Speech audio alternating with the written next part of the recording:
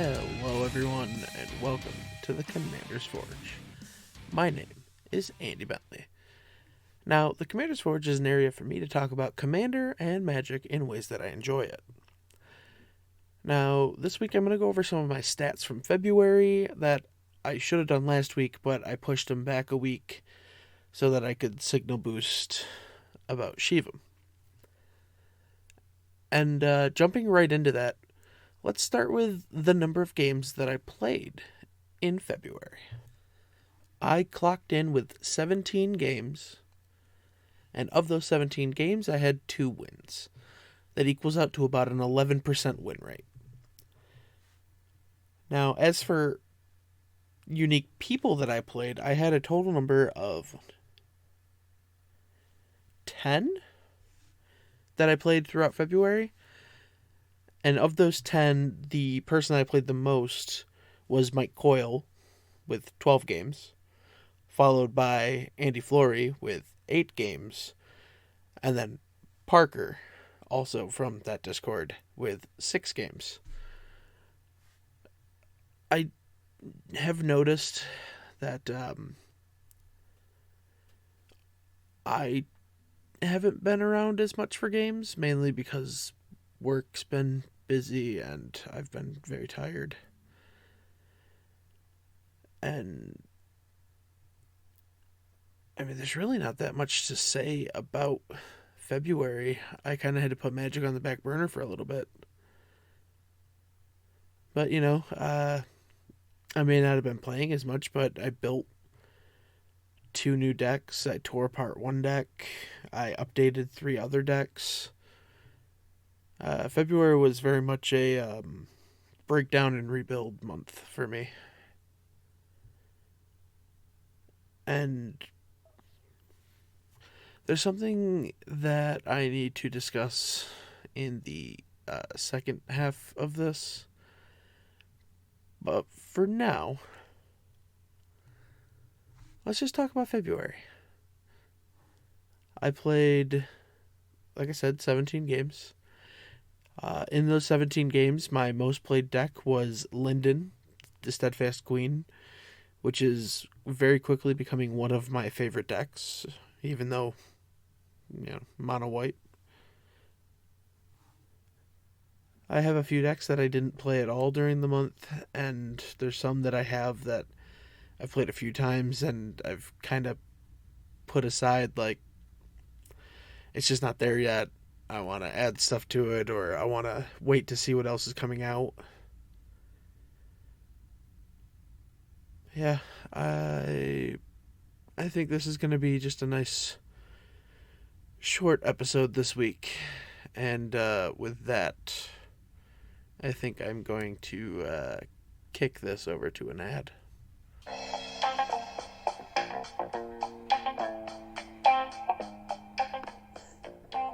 Hi, if you haven't heard about Anchor, let me tell you some of the reasons why I started using it. For one, it's free. There's no subscription fee. You don't have to pay for anything. Second, it gives you all of the editing software you need for everything you're going to do. Beyond that, it helps distribute your podcast to so many different places, including Spotify, Google Podcasts, Apple Podcasts. It's amazing. Not only that, but they offer to sponsor you. Right there. That's it. Just by recording podcasts, they will pay you based on the number of listens it gets. It brings everything you need into one place. And if you want to try it out, you can download their app, or you can go to anchor.fm to get started. Now back to the episode. Alright, welcome back. Now, on Twitter, I promised I would tell you the reason why this was coming out late. And the honest reason? Quiet time. There is very little quiet time in the house that I live in. And it's not very conducive to trying to record a podcast when there are other people in the house. And between that and work and just generally not feeling that great this week, I haven't been able to stay up past 9, 10 o'clock to actually record anything. I'm tired. That said, I did a thing to help my setup, my area, to help soundproof it, or eventually find a way to get a place of my own. I started a Patreon. And there's not a whole lot I have to say about it. I started it, and I don't necessarily expect it to go anywhere, but it's a step in the right direction. I didn't really create this podcast with the intention of it actually being something I monetized. I mean, hell, I didn't even expect it to get past 10 episodes. And part of me still doesn't understand why I'm still going with it, but you know what? I'm going to do it. I'm not going to bother saying what it is here. I'll have the links in the description. Alright, now that that's done, let's talk about some zombies. Esper zombies, to be exact. I'm playing Tormod the Desecrator, which is a 4/2 zombie wizard for 3 and a black. And whenever one or more cards leaves your graveyard, you create a tapped 2/2 zombie creature token. And I've paired him with, well, the only blue-white commander, which is Ishai. He's a 1/1 for 2, a white and a blue, and then whenever an opponent casts a spell, you put a +1/+1 counter on him. He's here just to give me colors, and in the several times I've played the deck, has never been cast. I broke this down into a few different sections, though.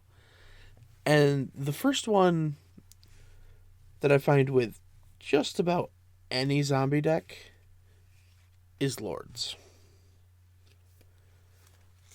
And I'm going to start off with 2 Lords that are Lords not for all the zombies, but for the zombie tokens. And that is Eternal Skylord and Vizier of the Scorpion. Eternal Skylord is a 3/3 zombie wizard for 4 and a blue. When it enters the battlefield, you amass 2. That means you put 2 +1/+1 counters on an army you control, or you create a 0/0 black zombie army creature token and then put the counters on them. And Vizier of the Scorpion is a 1/1 zombie wizard for 2 and a black. Does the same thing, gives them amass 1, so it's only 1 counter. But the Skylord gives our zombie tokens flying, and the Vizier gives our zombie tokens Death Touch. I'm not necessarily going to get into how many tokens I can create, but it's a lot. Next we get into our more traditional lords, like Adaptive Automaton, which is a 2/2 artifact creature construct for 3 generic mana. But as it enters the battlefield, you choose a creature type. It is the chosen creature type, and other creatures of the chosen type get +1/+1. Lord of the Accursed is a 2/3 for 2 and a black. He just says, other zombies you control get +1/+1, but you can also pay 1 and a black and tap it to give them all menace until end of turn. Then we have the Death Baron, which is a 2/2 zombie wizard for 1 black. It says skeletons you control and other zombies you control get +1/+1 and have Death Touch. Then there's the Diagraph Captain. It's a 2/2 zombie soldier for 1 a blue and a black. It has Death Touch. Other zombies you control get +1/+1. And whenever another zombie you control dies, target opponent loses 1 life. Then we have our Undead Warchief, which is a 1/1 zombie for 2 black. But zombie spells you play cost 1 less to play, and zombies you control get +2/+1. And yes, that seems weird for a 4 mana 1/1, but his ability also hits him, so he's actually a 4 mana 3/2. I know, templating, it can be weird.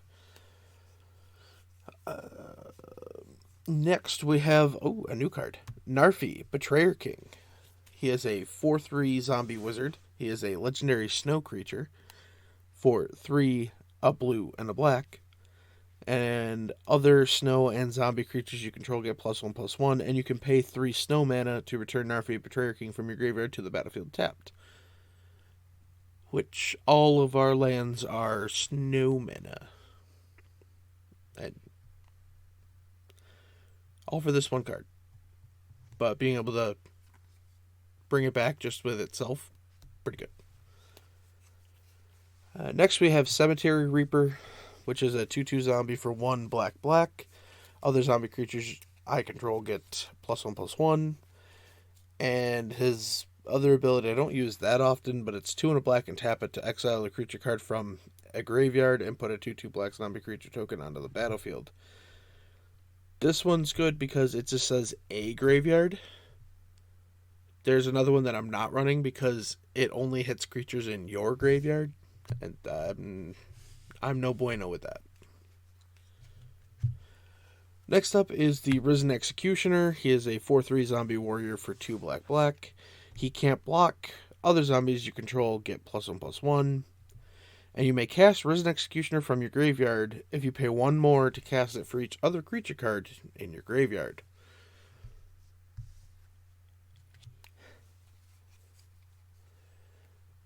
Then we have a fairly old card with the Zombie Master.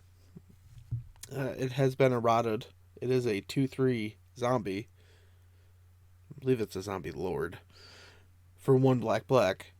All zombies in play gain Swamp Walk and black regenerate. The rules text is not here, but to regenerate, you tap a creature and remove all damage from it. And we have that ability for as long as this card remains in play. Yeah, this is a very old template.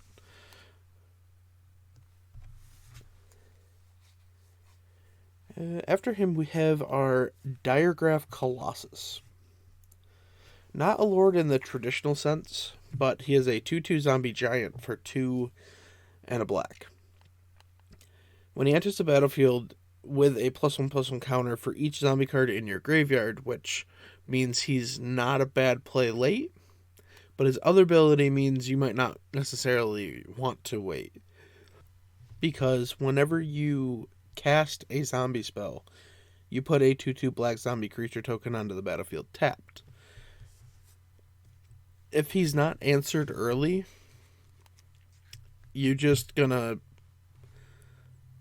end up swarming the board with a ton of zombie tokens. After him, we have the Lord of the Undead, which is a 2/2 zombie lord for 1 black. Other zombies get +1/+1, and you can pay 1 and a black and tap it to return a zombie card from your graveyard to your hand. Then we have an enchantment. Liliana's Mastery for 3 black. Zombies you control get +1/+1. But it also makes 2 2/2 black zombie creature tokens when it enters. So you're paying 5 mana to pump all your zombies and making 2 3/3s.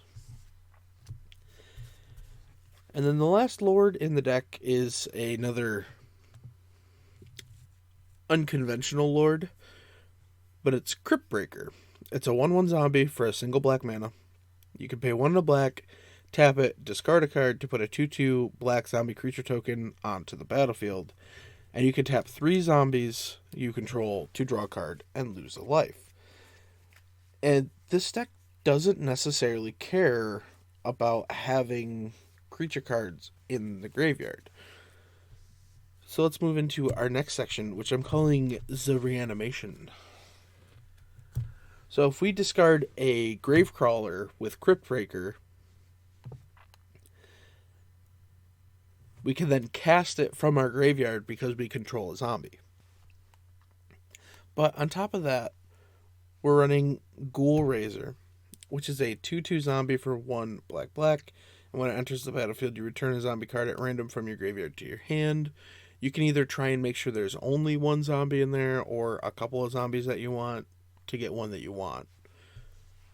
Next, we have Gravedigger, which is a 2/2 zombie for 3 and a black. And the additional cost is so that when it enters, you can return a target creature from your graveyard to your hand, so you don't have to do it at random. Then we have an Eternal Taskmaster, which is a 2/3 zombie for 1 and a black. It enters the battlefield tapped, but whenever it attacks, you can pay 2 and a black to return a creature card from your graveyard to your hand, so this one is repeatable every turn. Then we have other ways, like Haven Ghoul Lich, which is a 4/4 zombie wizard for 3, a blue and a black, and you can pay 1 generic mana to cast target creature card in the graveyard this turn. When you cast that card this turn, Haven Ghoul Lich gains all activated abilities of that card till end of turn. Yeah. Next we have Relentless Dead, which is a 2/2 zombie for black. It has Menace, or Menace, and when Relentless Dead dies, you can pay a black. If you do, you return it to its owner's hand.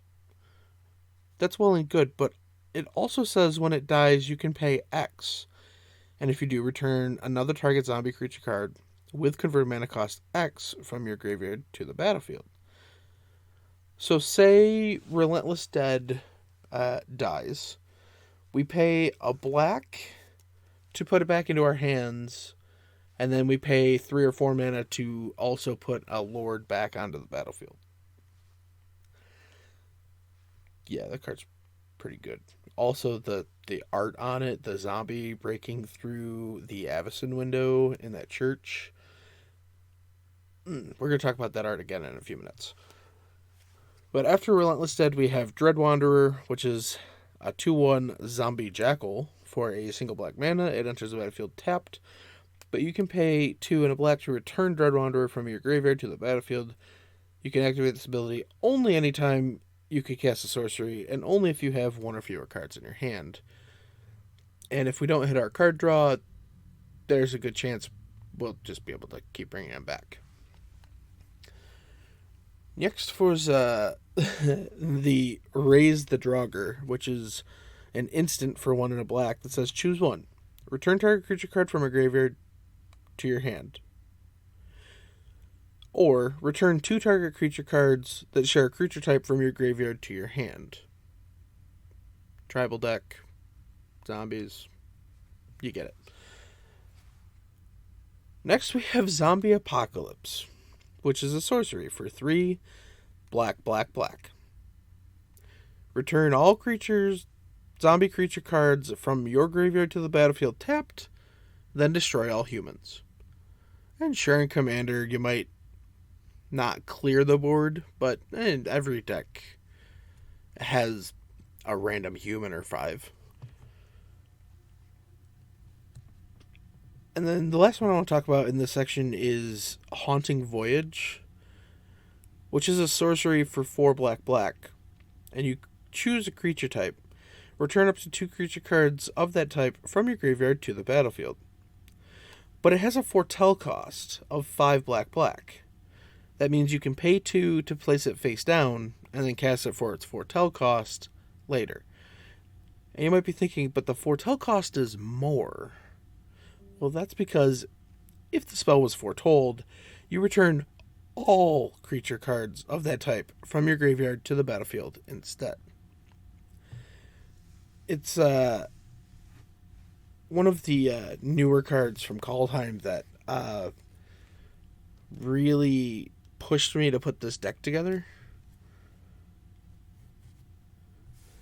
But enough of that. Onward to our...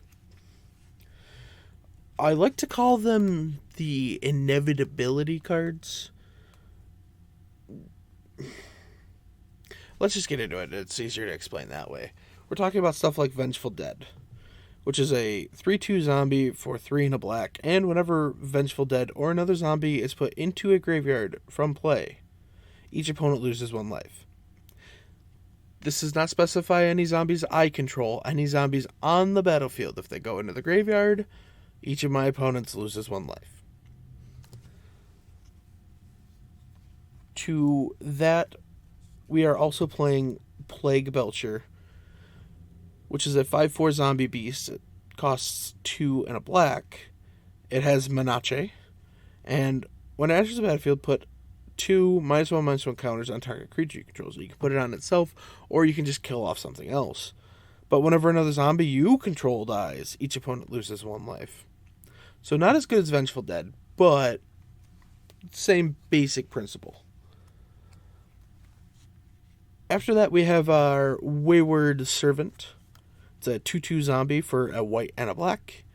And whenever another zombie enters the battlefield under your control, each opponent loses 1 life, and you gain 1 life. So this kind of fits more with the Reanimator side. You just keep sacking and bringing back cards. You get the point. Then we're running a good old Gary. Grey Merchant of Asphodel. He's a 2/4 zombie for 3 black. And when he enters the battlefield, each opponent loses X life, where X is your devotion to black. You gain life equal to the life lost this way. Yes, this is an Esper deck, but the running joke is it's a mono black deck splashing blue and white. So he was definitely a choice from the beginning. The last card in this section is Endless Ranks of the Dead. It's an enchantment for 2 black. And remember I was going to mention that art again with the Avacyn window? This is the precursor card to Relentless Dead. This is before the zombies got through the window. So the window is still whole. But at the beginning of your upkeep, you put X 2/2 black zombie creature tokens onto the battlefield, where X is half of the number of zombies you control, rounded down.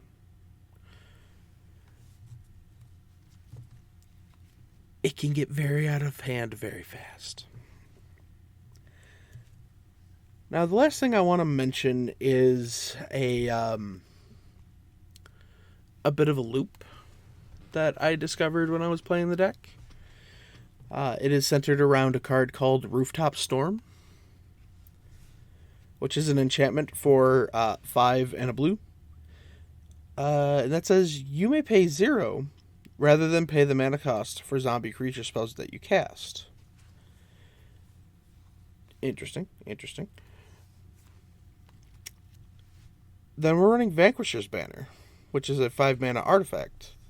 When it enters the battlefield, you choose a creature type. Creatures you control of the chosen type get +1/+1. And whenever you cast a creature spell of the chosen type, you draw a card.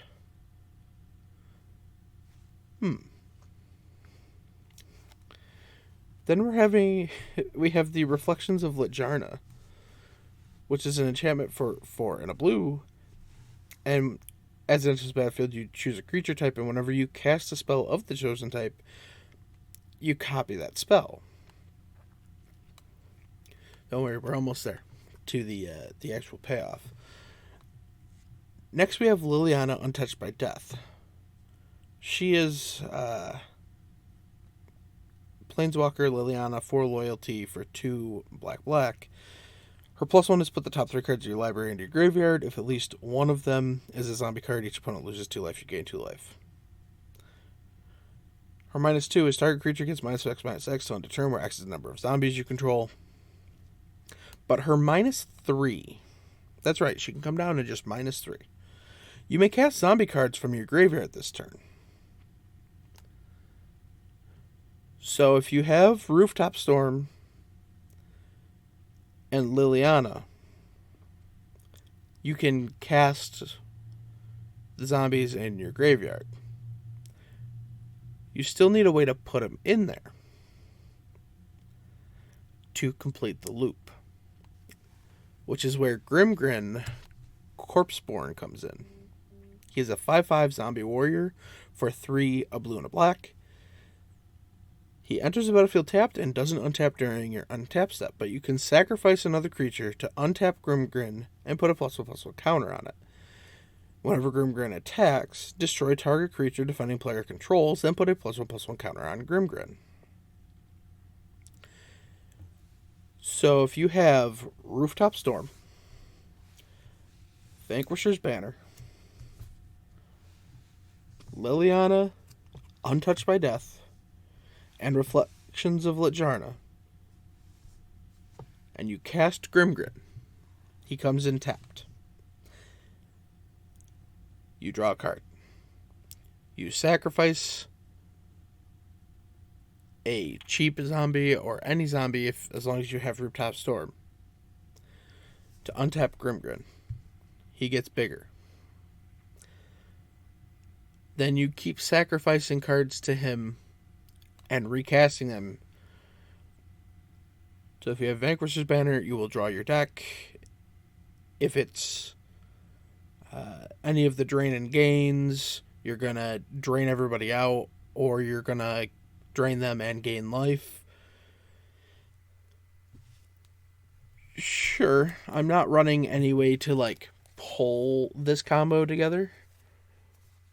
But when it happened the other day, it was just kind of I didn't know I could do that.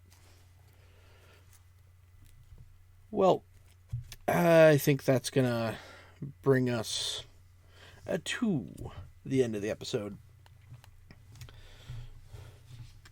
I know this is a interesting episode with some ups and downs. But let's get into all the normal stuff. If you liked it, leave a like. If you're watching this on YouTube, consider subscribing. Hit the bell for notifications if you do. And I will see you next time. That brings us to the end of the podcast. I would like to thank Nate and Erica Jacobs for designing my logo, and Cody Mulpey and Ian Foss for allowing me to use a sample of music from their band, The Crypt.